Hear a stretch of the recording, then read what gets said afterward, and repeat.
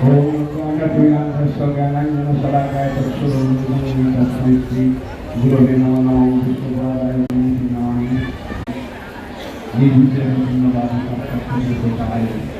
हरे कृष्ण সময় অত্যন্ত কম আমাকে আমি কিছু বলতে পারবো না তবু ওনার সঙ্গে আমার সম্পর্ক অনেক দিনের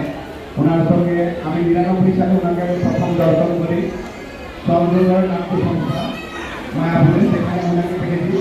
তারপর থেকে আমার সঙ্গে সম্পর্ক তিনি যখন এখানে আসেন পানিহাটিতে ৩ দিন পরে আমাকে ফোন করেছিলেন যে আমি এখন পানিহাটিতে এসেছি গুরুমানিতে আপনি আসতে পারেন আমি তখন বলছিলাম প্রভু রুম তো জানি না আপনি বলুন তখন উনি আমাকে রুম দেখিয়েছিলেন আমি এসেছিলাম তখন থেকে আরও ঘনিষ্ঠ সম্পর্ক হয় তার আগেও সম্পর্ক ছিল উনি আমার ব্রাহ্মণ দীক্ষার জন্য তিনি মহারাজের কাছে গুরু মহারাজের কাছে সাহায্য করেছিলেন সর্বশ্রী বলি ওনার উদারতা বিশেষ করে মহাপ্রভুর যে ঔদার্য অবতার তার মুক্ত প্রতীক হিসাবে আমি দর্শন করি ওনার উদারতা বর্ণনা করে আমি শেষ করতে পারবো না আর ওনার সরলতা এত সরল মানুষ আমি খুব দেখিনি বললি চলে সর্বোপরি চাই ওনাকে আমরা সন্ন্যাস হিসাবে দেখেছি